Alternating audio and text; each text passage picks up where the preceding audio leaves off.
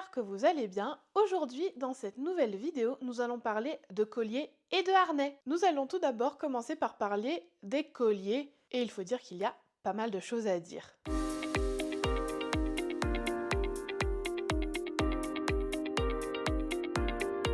Déjà, on va répondre à une question toute simple, c'est pourquoi mettre un collier à son chien ou son chat?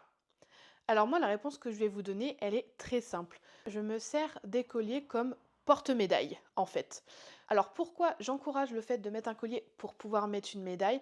Parce que sur cette médaille, vous allez pouvoir mettre déjà le nom du chien, et en plus de ça, vous allez pouvoir mettre des numéros de téléphone, voire une adresse. Et ça, c'est super important. Pourquoi c'est super important? Si votre chien ou votre chat s'égare ou qu'il lui arrive quelque chose, ça va permettre à la personne qui va retrouver votre animal de vous contacter rapidement. Je pense que vous avez déjà entendu ces histoires où en fait des fois des propriétaires ne sont pas retrouvés parce que le chien soit n'est pas identifié et n'avait pas de collier. Le puçage est obligatoire, on est bien d'accord, mais des fois les numéros de téléphone ou les informations ne sont pas à jour, du coup on ne retrouve jamais le propriétaire. C'est pour ça que avoir sa médaille c'est bien pratique, comme ça la personne qui va retrouver votre animal n'est pas obligée de se rendre à une fourrière ou chez le vétérinaire, elle peut vous contacter directement, ça évite un stress supplémentaire au chien ou au chat d'ailleurs, et ça vous évite de retrouver votre animal à la fourrière ou en assaut et de devoir payer les frais qui vont avec. On va maintenant parler des différents critères pour choisir un collier pour son chat ou pour son chien. Alors pour ce qui est du chat, ça va être très simple. Pour ma part, l'un des seuls critères importants, c'est que ce soit un collier anti-étranglement. Pourquoi? Ça ne vous paraît pas inconcevable que le chat se perche dans un arbre, se balade, se coince, et si il reste coincé avec son collier qui ne va pas se détacher, il va s'étrangler. Tandis qu'avec le collier anti-étranglement, il va pouvoir se libérer facilement, et à la rigueur, on préfère perdre un collier et une médaille que le chat. Ensuite, pour les autres critères, ça va plutôt être commun aux chiens et aux chats, et bien ça va dépendre de la morphologie, de la race. Pour déterminer la taille nécessaire dans le collier, je vous conseille de prendre la mesure du tour de cou de votre chien et d'y ajouter 5 cm pour que ça vous laisse une certaine aisance et que vous puissiez régler. À savoir qu'une fois le collier enfilé et serré à la taille que vous désirez, il faut que vous puissiez passer minimum 2 doigts entre le cou et le collier relativement facilement afin que votre chien ait une certaine aisance et ne soit pas bloqué par le collier. À savoir que l'histoire des 2 doigts que l'on passe dans le collier, c'est aussi valable pour le chat. On va maintenant parler des différents matériaux qui sont utilisés pour la confection des colliers. Alors dans un premier temps, nous avons les très classiques colliers en nylon ou en néoprène. Ils ont l'avantage d'être économiques, robustes et imperméables, et en plus de ça, il existe moult couleurs, motifs, enfin vous avez de quoi quelque part habiller votre animal sans trop de difficultés. Ils ont aussi l'avantage de provoquer très peu d'allergies cutanées. Généralement, ce sont des colliers qui sont très bien tolérés par les animaux et qui en plus ont l'avantage d'être très légers. Vraiment très classique, ça c'est l'ancien de Django avec sa médaille, mais voilà, économique, léger, qui généralement convient quasiment à tous les animaux. Dans les matériaux, nous allons aussi retrouver les colliers en cuir. Alors les colliers en cuir ont l'avantage d'être très résistants et d'avoir un joli vieillissement au cours du temps, et c'est vrai que ça fait toujours très chic d'avoir un chien ou un chat qui a un collier en cuir. Je vais quand même mettre un petit bémol qui part en plus d'un constat personnel. Lorsque nous avons eu Sheba, nous lui avons acheté un joli petit collier en cuir. Et en fait, il faut savoir que Sheba a fait une allergie à son collier et nous a fait un énorme hotspot au niveau du cou. Et après discussion avec son vétérinaire, on en est venu à la conclusion que ça venait des produits et des traitements qui étaient utilisés sur le collier en cuir. Donc, je vous fais un gros attention. Les colliers en cuir, selon leur provenance, selon leur pays d'origine, ils vont subir des traitements et on va y mettre en fait des produits qui, sur certains animaux, vont être extrêmement toxiques parce qu'au contact de la peau, ça va pénétrer dans l'organisme, dans le sang et parfois générer des chocs toxiques. Donc, très attention aux colliers en cuir quand vous n'êtes pas sûr de la provenance et des produits utilisés. Le troisième matériau qui est de plus en plus utilisé, c'est le biotane. Alors à la maison, Tara et Django ont tous les deux un collier en biotane, donc comme ceci. Donc là, bon, c'est aux couleurs pour Tara, mais ça vous montre la matière. Le biotane a l'intérêt d'être extrêmement résistant et en plus de ça, il ne va pas retenir l'eau, ce qui est extrêmement avantageux car ce n'est pas un matériel poreux. Et grâce au fait qu'ils ne retiennent pas l'eau, on ne va pas avoir de prolifération de germes ou de bactéries entre la peau et le collier ou même sur le collier en lui-même. C'est aussi un matériel qui va avoir une très bonne résistance dans le temps, qui s'entretient facilement, un petit coup d'éponge et on nettoie toutes les traces. Le chien peut aller dans l'eau de mer ou de rivière sans problème avec, sans risque de l'abîmer. Et en plus de ça, c'est un matériel qui est très, voire quasi pas allergène. C'est vraiment des cas extrêmement rares. On va maintenant parler du choix du collier en fonction de son activité. Alors pour tous les chiens de compagnie, je recommande un collier plat comme ceux de Tara ou Django que je vous ai montré juste là. Et je conseille aussi d'avoir en possession un collier réfléchissant ou lumineux. Alors nous, Sheba par exemple, elle a un collier en nylon anti-étranglement, mais réfléchissant. Je trouve ça super important pour les chats qui vont sortir la nuit. Pour se rendre plus visible des voitures, je trouve que c'est quand même un gage de sécurité un peu plus élevé, même si ça ne les protège pas de tout.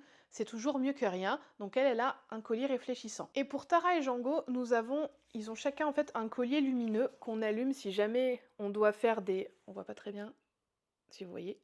Voilà. Si jamais on doit se balader et qu'il commence à faire sombre, on leur met les colliers lumineux. Je trouve que c'est un gage de visibilité et de sécurité. Et en plus de ça, nous, on peut les repérer aussi de loin si jamais ils partent un petit peu en expédition. Donc un collier réfléchissant ou lumineux, c'est généralement pas du luxe. On a aussi des colliers spécifiques à certaines activités comme les colliers pour le canicross, mais bon, ça c'est vraiment une catégorie très spécifique selon l'activité. Ce n'est pas l'objet de cette vidéo. On va maintenant parler des différents types de fermeture de collier. Alors, nous avons le type de fermeture classique, donc qui est une boucle généralement en plastique. Elle peut être en métal, mais elle est aussi en plastique.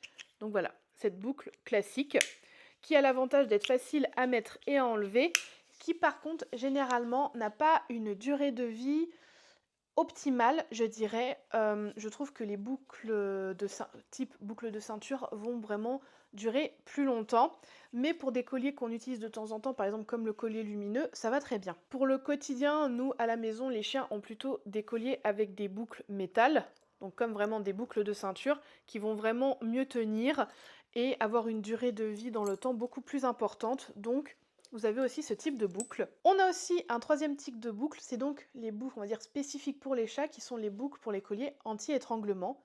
Je vais aller vous chercher Sheba pour vous montrer. J'ai été retirer le petit collier de Sheba, donc comme vous le voyez, c'est un nylon qui commence à avoir une durée de vie, voilà. Bon, je pense qu'on va pas tarder à y changer. Elle a sa petite médaille, et je vais montrer cette petite boucle. Donc voilà, à peine on exerce une traction, hop, vous voyez, la boucle s'ouvre, donc ce qui lui permet vraiment de se libérer si jamais elle est coincée. Et on sait que ça fonctionne parce que c'est déjà le 3e ou 4e qu'elle nous perd en 1 an et demi. Donc, très efficace. Je vais lui remettre tout de suite. On va maintenant parler des harnais.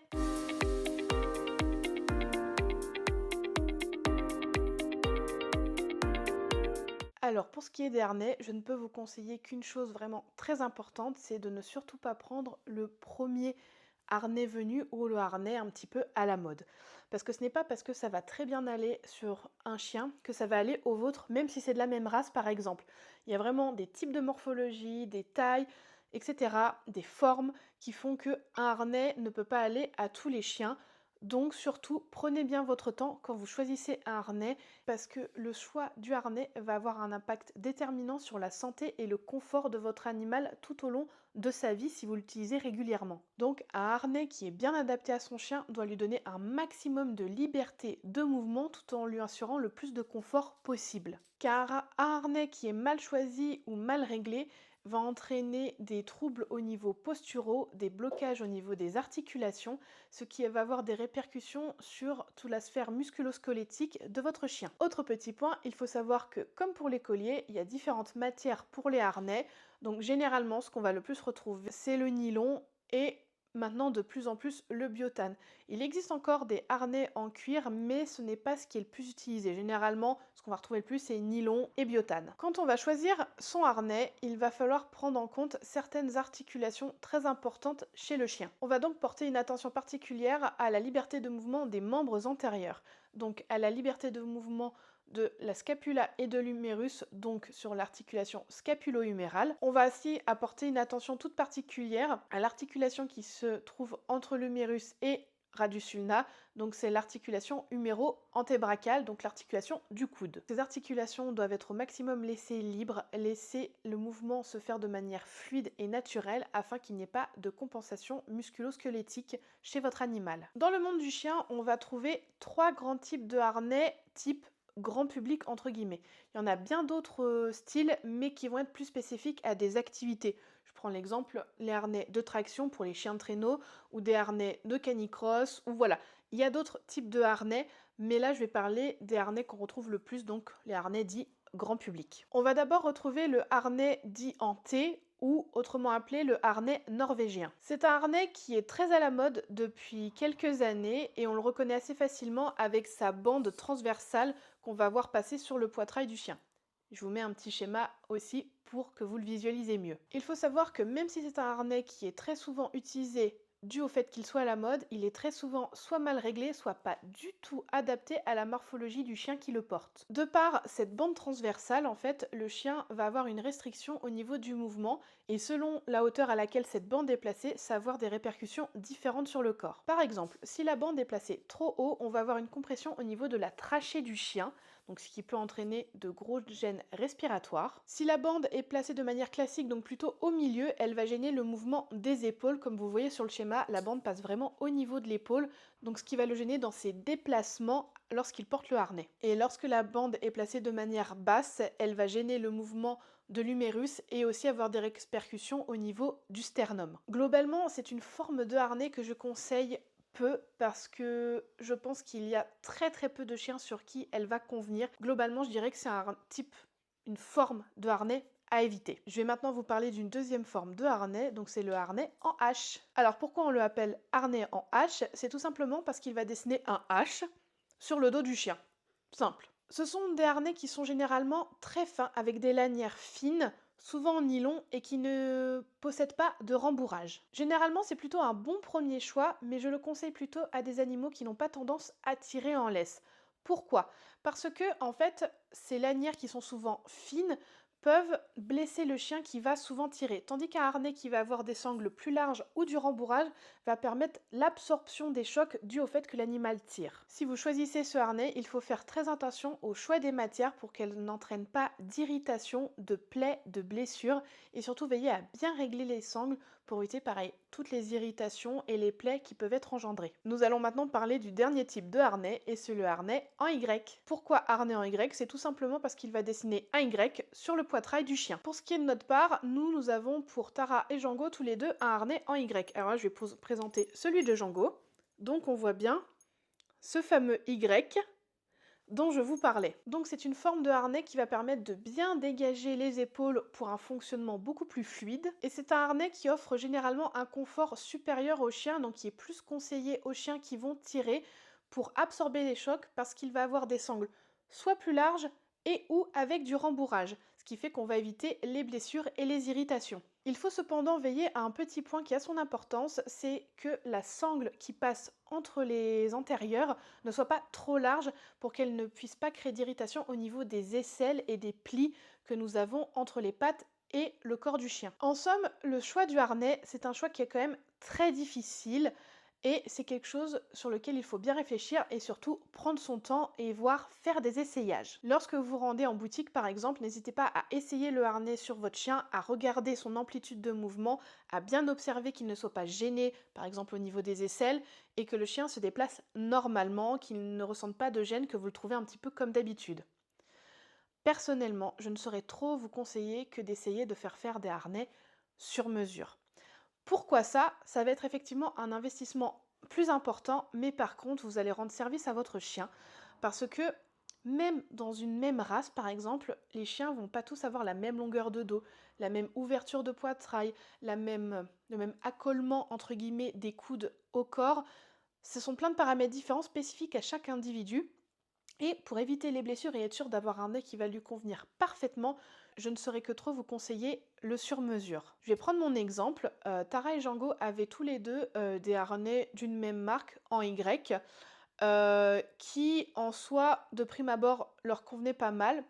Ils étaient à leur taille, donc on a souvent les tailles XS, S, M, L, XL, etc. Donc Django avait un taille M, Tara avait un taille XL. Ça semblait leur convenir, mais je voyais bien qu'ils étaient gênés. Pourquoi? Parce qu'en fait, la longueur de la sangle au niveau du dos n'était pas assez longue pour eux et ce n'était pas réglable. Et donc, j'ai fait faire des harnais sur mesure pour les deux et depuis qu'ils les ont, ils sont beaucoup plus confortables, ils sont libres de leurs mouvements et c'est beaucoup plus agréable pour eux. Dans une prochaine vidéo, je vous présenterai deux personnes qui font des colliers et des harnais sur mesure en biotane et qui sauront bien mieux que moi vous expliquer l'intérêt de cette matière et aussi l'intérêt du sur-mesure, mais ça, ce sera dans une prochaine vidéo. Sur ces bonnes paroles, j'espère que cette vidéo aura pu vous aider et qu'elle vous aura appris des choses. N'hésitez pas à commenter et à me dire si ça vous a aidé. En attendant, je vous dis à bientôt sur nos petits potes.